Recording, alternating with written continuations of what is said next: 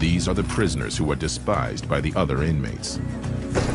Child molesters and rapists. If the truth be told, the people want to just put them all in a pile and just burn them. Blow them up, you know, slice them up the most heinous ways. Now Colorado has put nearly 1,400 of them into one prison, along with murderers, drug dealers, and thieves. It's a mix that breeds secrecy, suspicion, and fear. You have to remember how dangerous it is every minute of every day when you walk in here. They almost never reveal their secrets, until now. I still did what I didn't want to do. I knew it was wrong and I couldn't stop myself. Welcome to Fremont State Prison, ground zero for Colorado's sex offenders.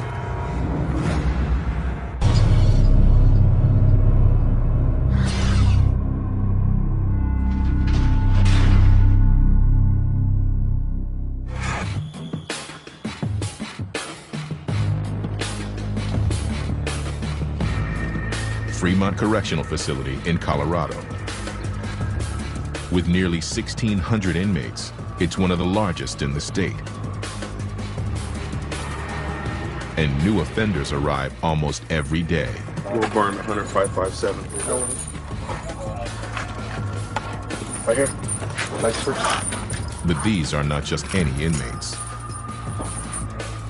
Most of them are sex offenders. Hey, that's all three of them. That's it, man. 20% of Colorado's prisoners are sex offenders.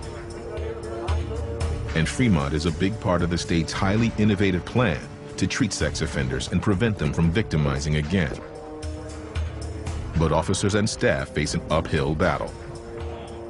Here, almost nobody will admit to their crimes. They are often ashamed and afraid of retribution. They know sex offenders are frequently targeted by other inmates.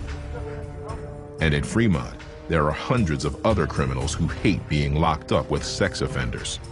I mean, I wake up every morning and I'm around a lot of cats like that who's been in here. I wish I could just push a button and see what the individual's in here for. That way, you know, you can know who you messing with, you know. Man, it's crazy. To drug dealer Sean Brown, some crimes are simply unacceptable, like molesting a child.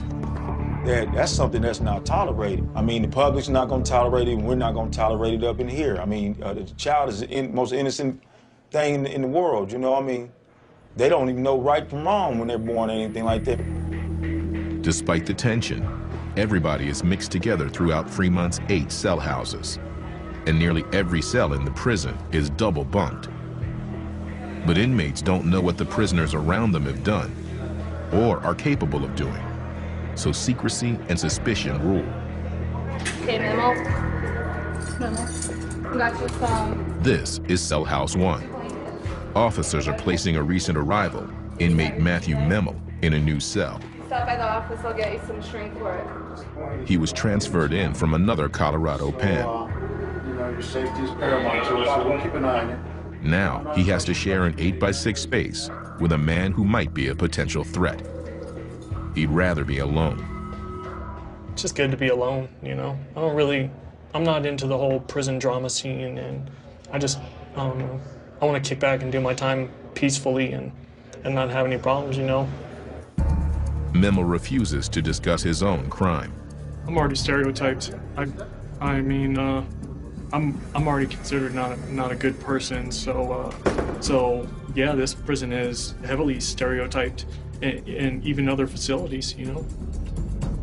At 27, Memel's been in and out of Colorado prisons over the last 6 years for drugs and other offenses. People think that I'm like some kind of gang member.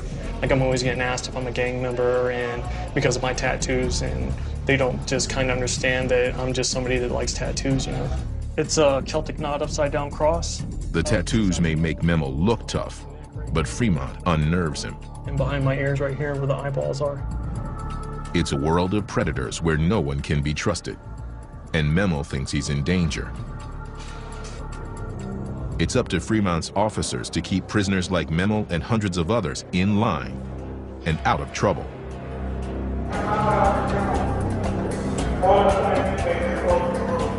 It's 3:45 in Cell House 8. With 247 inmates, it's one of the biggest of the 8 blocks, and dozens of prisoners are returning from work detail. Come on, lock up. Officer McLean makes sure that everybody gets to their cells without taking any detours. Lock up. All inmates can cause trouble, but sex offenders need special attention. They're masters at predation, and being behind bars doesn't stop them from targeting one another for personal gain. They're manipulators, and they're all pleasers. Sex offenders are a lot more manipulative than other offenders can be.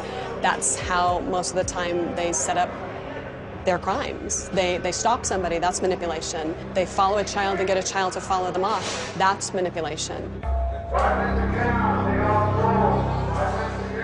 It's time for afternoon count, making sure every inmate is where they should be. Let's go, gentlemen. Officer McLean is only one of 6 staff in this cell house, many of them women, to handle 247 dangerous men. Makes things a little more difficult, exactly, because there are only 6 of us. And there's a lot of them. We're definitely outnumbered. If one of them wanted to create a problem, or if several of them together wanted to get something going, so to speak, it would be an issue. Elsewhere in the cell block, Sergeant Fustini makes sure that all the inmates are exactly where they should be. Given the chance, aggressive convicts victimize weaker inmates, sometimes forcing them to pay rent to live in their cells. Unfortunately, yes, there is a rent system here in prison where your predators do charge some of the weaker inmates rent to stay in their cell. Otherwise, they basically force them to check in or move or to do something, or they can get violated, or they can get beaten up, or there's other things that they will do to these inmates. Inmates have a strict hierarchy for sex offenders, with rapists at the top, and the men who have molested small children at the bottom. They're known as chomos in jailhouse slang. Even in Fremont, there's nothing lower. When a sex offender comes in and they are a child molester, it is going to be a lot more difficult, so they're going to be the first ones that your other inmates try to come out and victimize.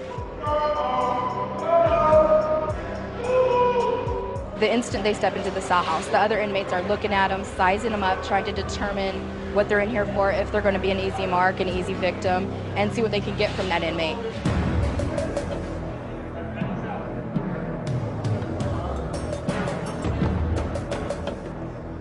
Yet one inmate on Fustini's cell block is unusually open about committing a sex crime. Inmate Mendoza pretty much stays to himself, even though he might not be the most muscular or the youngest or the biggest guy around. They know him, he's established himself. So if he stays to himself, stays out of the mix, and he doesn't cause trouble for other inmates, they'll pretty much leave him alone. I guess based on his therapy and just the way he handles himself and just the person that he is, he does seem to be pretty confident about himself. Inmate Randall Mendoza was convicted of sexual assault and received a 16-year sentence. The victim of Mendoza's sex crime was a 12-year-old girl. She was the daughter of the woman he lived with, who was seriously ill at the time. And over the next 2.5 years or so, it really got bad. And during that time, my stepdaughter, her daughter, I kind of allowed her to become my partner as far as helping around the house, because I was working 7 days a week, 12 hours a day, and doing the cleaning and cooking. And during that time, I ended up sexually assaulting her. I knew it was wrong, but it's like I didn't want to do anything, but what made me dangerous at the time is I still did what I didn't want to do.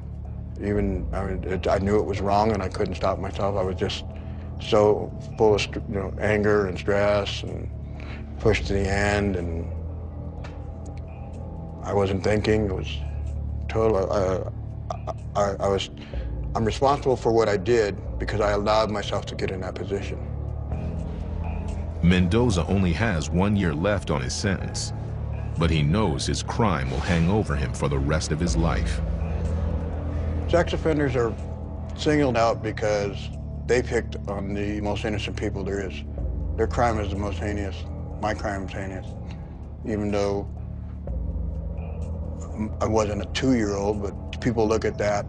They look at the age of the victim. They look what actually happened, what type of contact there was. If you enjoyed it, or if you brag about it, how you walk about it. But for the most part, sex offenders, they just get off on victimizing people that can't fight back. Mendoza says he's speaking out so people won't stereotype all sex offenders, but it puts him at risk. People in here really care about, they might be convicts or inmates or offenders, but they all have children. I'd be lying if I said I wasn't nervous about what I'm taking the time of telling you about, but I feel there's a reason for it, for me to educate people. But telling the truth sometimes comes at a price, and Randall Mendoza may have to pay.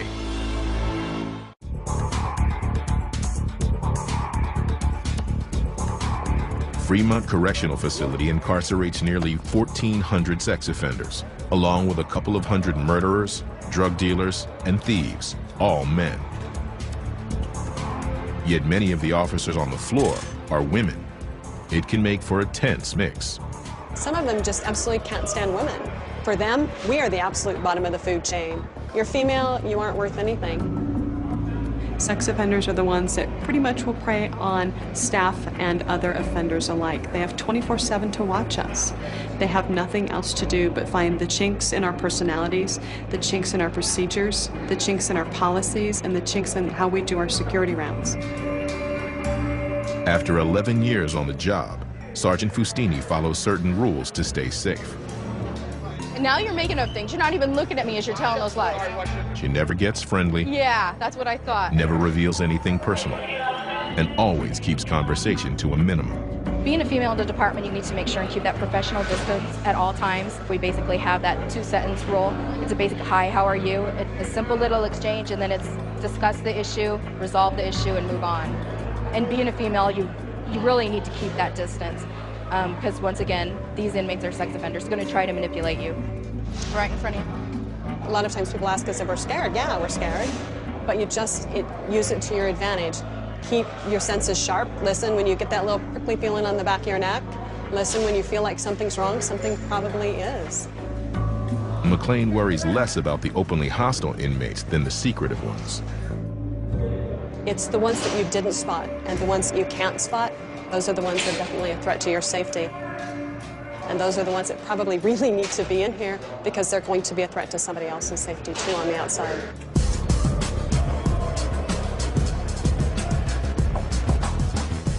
"95% of these men will eventually be released. To keep the public safe, Colorado now requires treatment for nearly all sex offenders before they go free.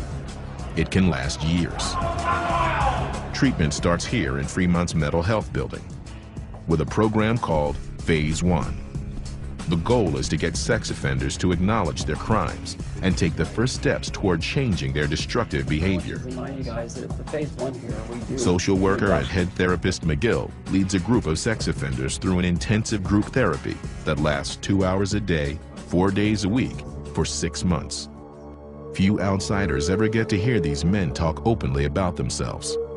For McGill and the other therapists, today's goal is to help these rapists and child molesters understand how their actions hurt their victims. The therapists call it learning victim empathy. Your family members yourself, other people, the family members of the victim and everything, you now realize that impact now. I don't deal with emotional pain very well. And to know that I've caused somebody emotional pain, or let alone physical pain maybe, I can say, I don't, that wasn't good. I don't want to do that again. So I make the necessary steps to where that doesn't happen anymore. I have to distract myself. I do it on a regular basis. Therapist McGill wants these men to learn to take responsibility for their crimes.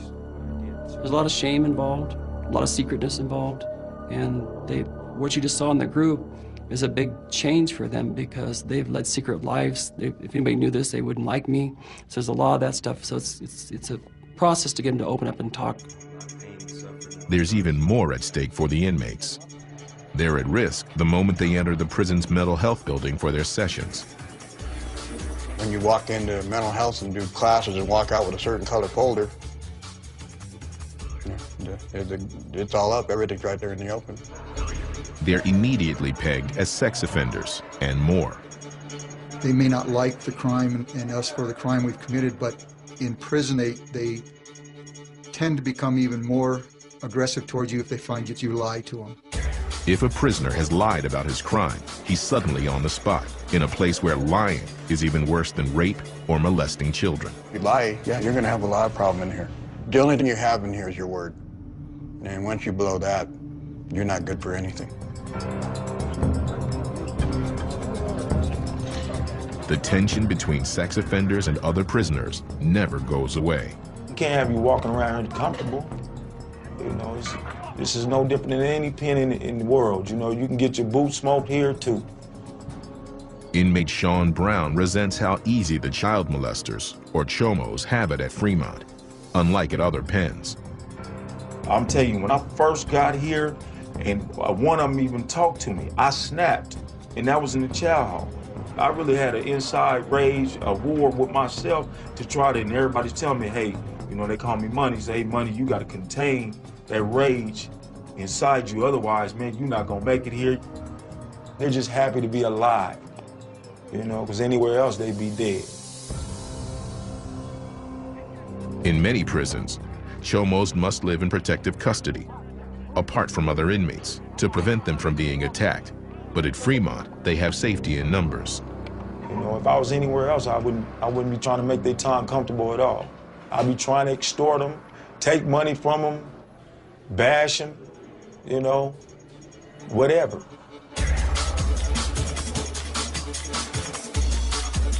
It's up to the officers on the floor to not only contain and control the inmates, but to keep them safe from harm, regardless of their crimes. Like inmate Matthew Memel. Memel says he's received threats against his life. He wants to be in segregation, where he's safe from all the other prisoners. But the only way to get there is to break the rules, which he did last night by flooding his cell and everything around it. I flooded the tier, and so they didn't give me a blanket that night and kind of left me in the water, and I had to trudge around in the water pretty much all night in just my boxers with no mattress, no pillow, no blankets, no hygiene. Now, the officers have a bigger problem, keeping Memel from doing something even more destructive and dangerous in the days to come.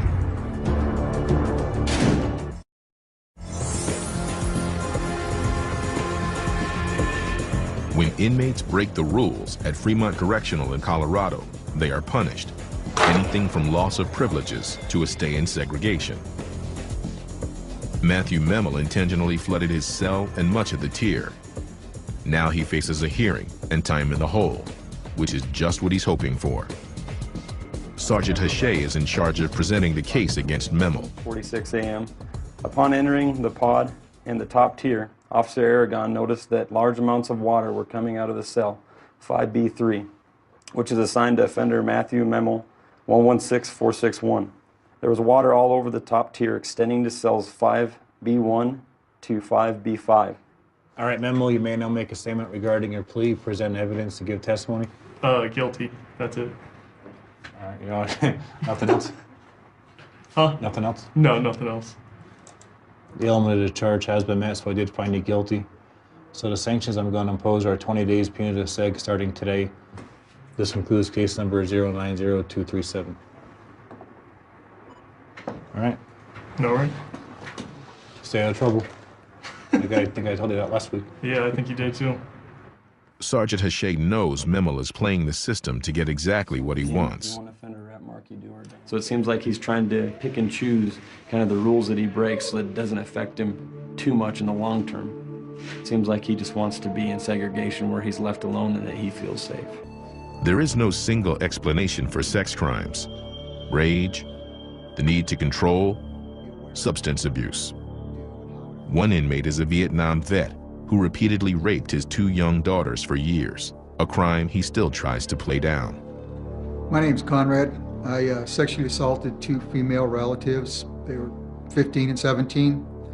I received a 6-year to lifetime supervision sentence. Like many sex offenders, Conrad says he was sexually abused as a child. I was sexually assaulted as a child, and I didn't talk about it until I came here into treatment. And I think I, like a lot of other people, keeping it a secret feeds into a lot of the myths that other people have, you know, that there's not really a lot of knowledge of what really makes up a sex offender. Conrad had a reputation behind bars as a tough guy. He's already been bounced out of Arrowhead once for intimidating another inmate.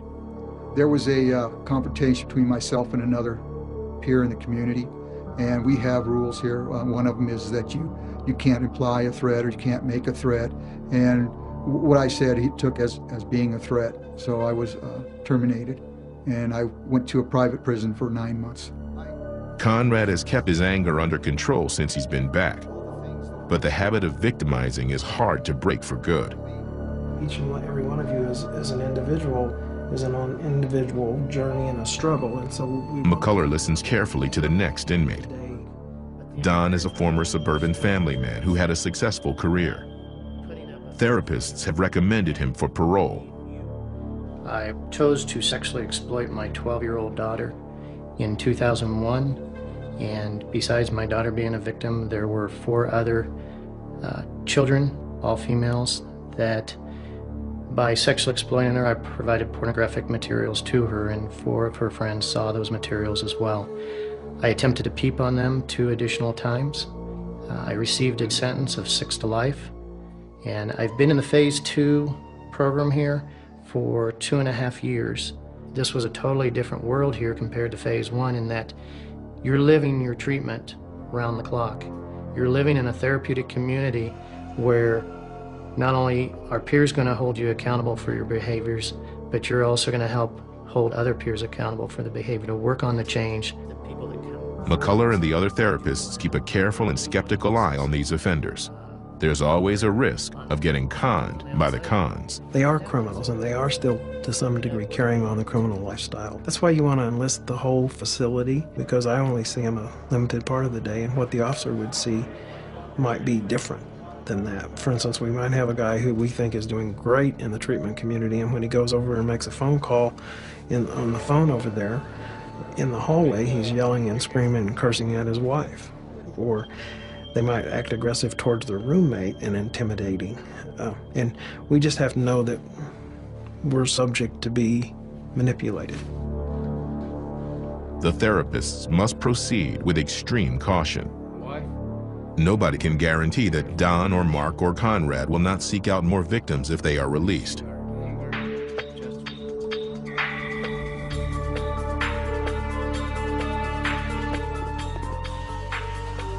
In the Fremont Furniture Shop, sex offender Randall Mendoza is nearing the end of his shift. Like most of the inmates here, Mendoza works 5 days a week, 8 hours a day. He's making desks and tables for state offices.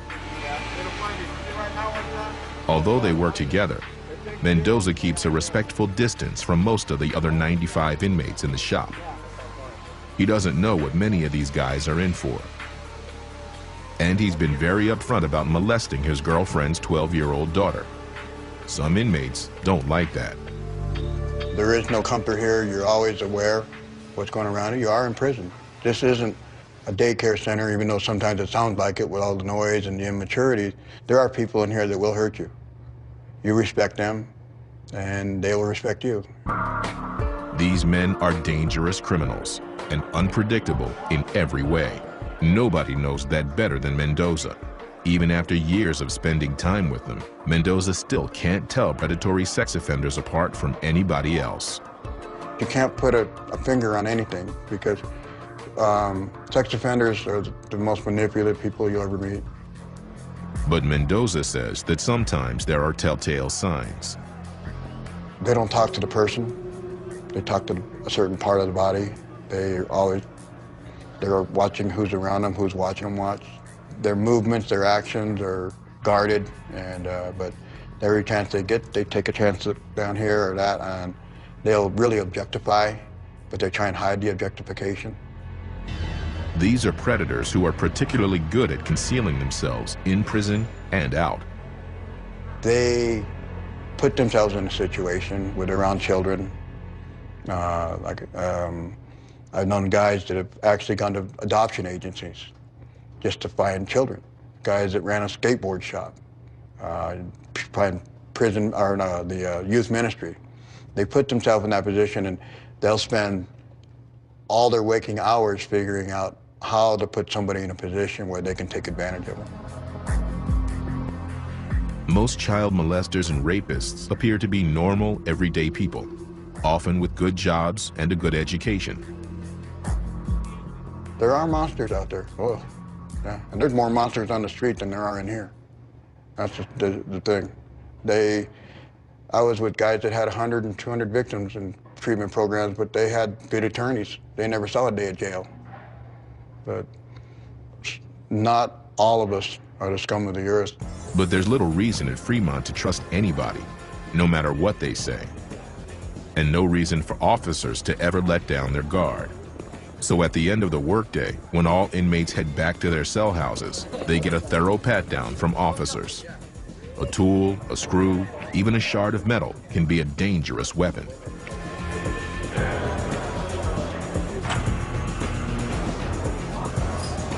To prevent violence at Fremont, officers like McLean conduct frequent raids on inmate cells. They're known as shakedowns. No, great. We're gonna shake it down, man.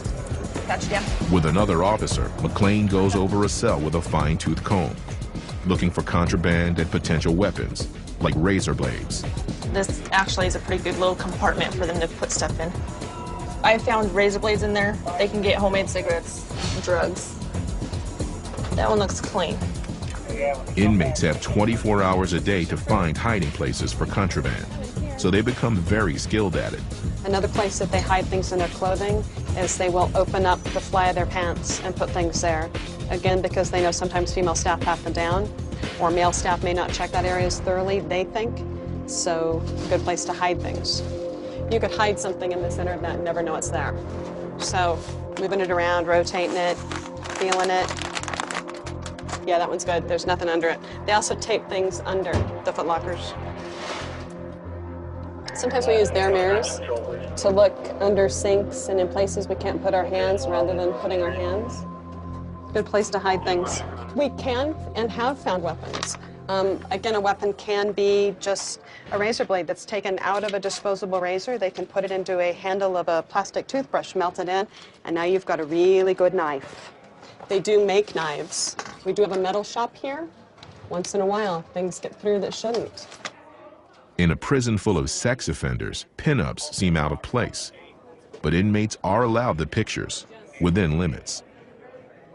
Some of the sex offenders are not allowed to have certain types of photos or certain types of reading material. The photos that you're seeing on the board, those for an offender that's even in treatment are, from what I see here, deemed appropriate. Today, the officers come up empty-handed, but shakedowns keep prisoners off balance and give staff an edge. Yet they just make angry inmates even angrier. If prisoners want to act out, there's almost nothing officers can do to stop them. And one inmate is about to break the rules big time.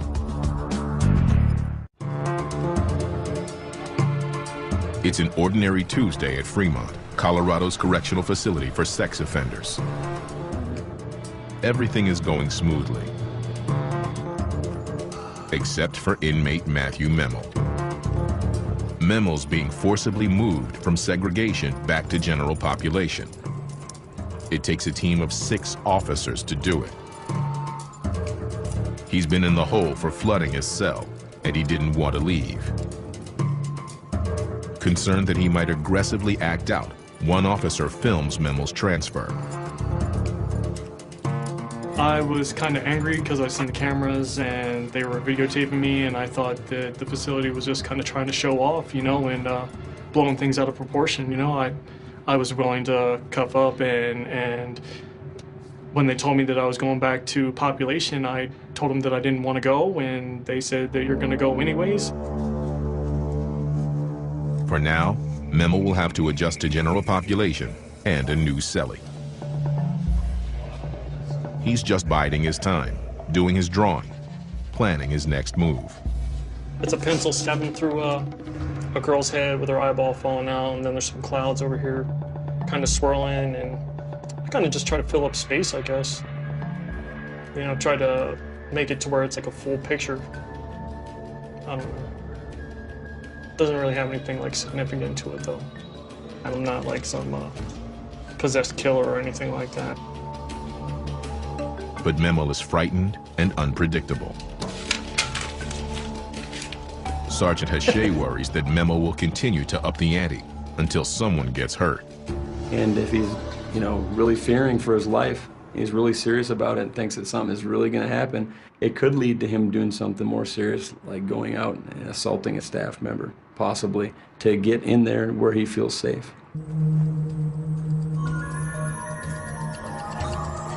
Not all inmates act up.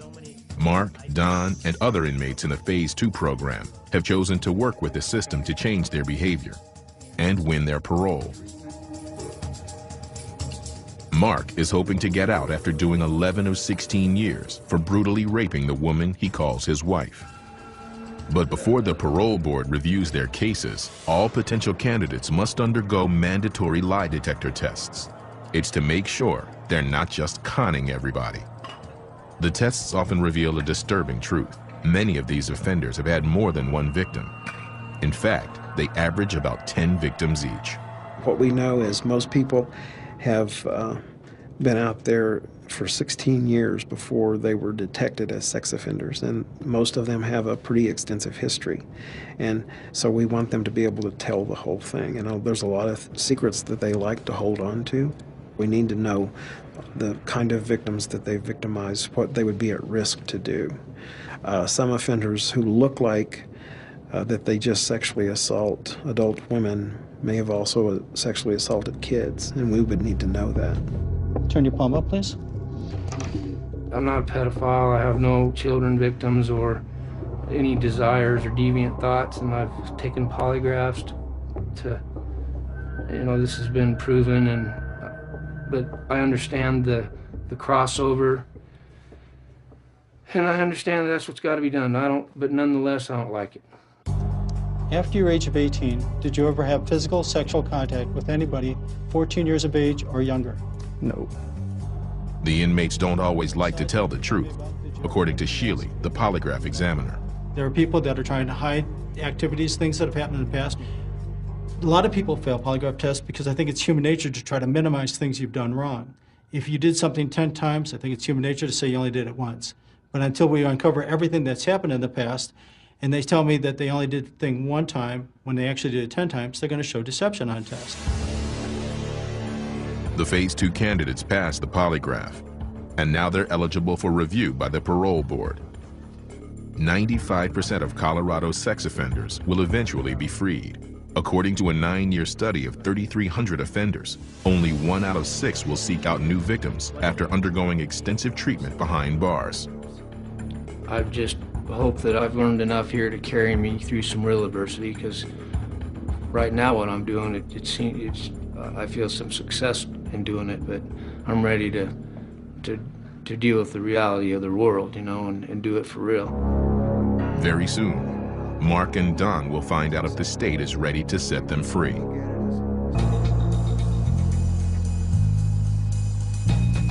After only hours back in general population, inmate Matthew Memel is desperate to get back to segregation where he feels safe. And he's going to use a razor blade to do it.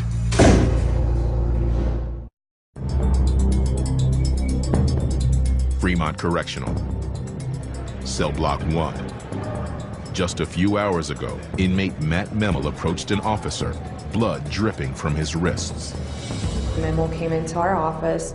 He had blood on his wrist, blood going down onto his fingertips, dripped some on the floor. And he said, well, I just cut myself, and I need to be seen.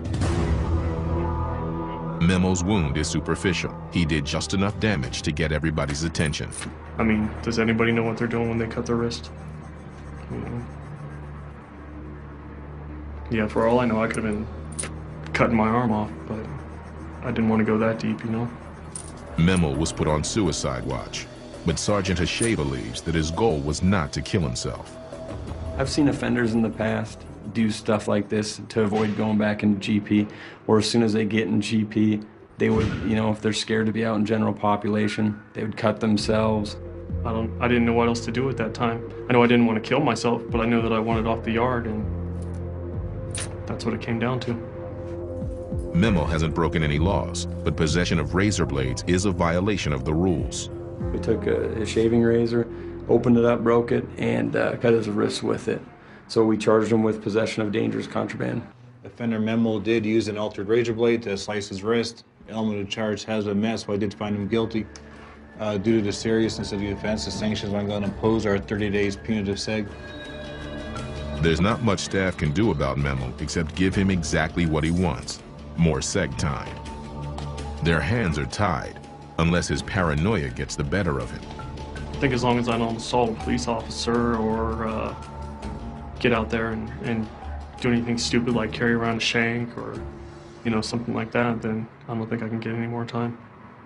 So, I mean, that's my big goal, is not getting more time and just kind of trying to do what I got to do to make sure that I stay safe. Memo must watch his step. Otherwise, someday soon, he could wind up doing a lot more hard time.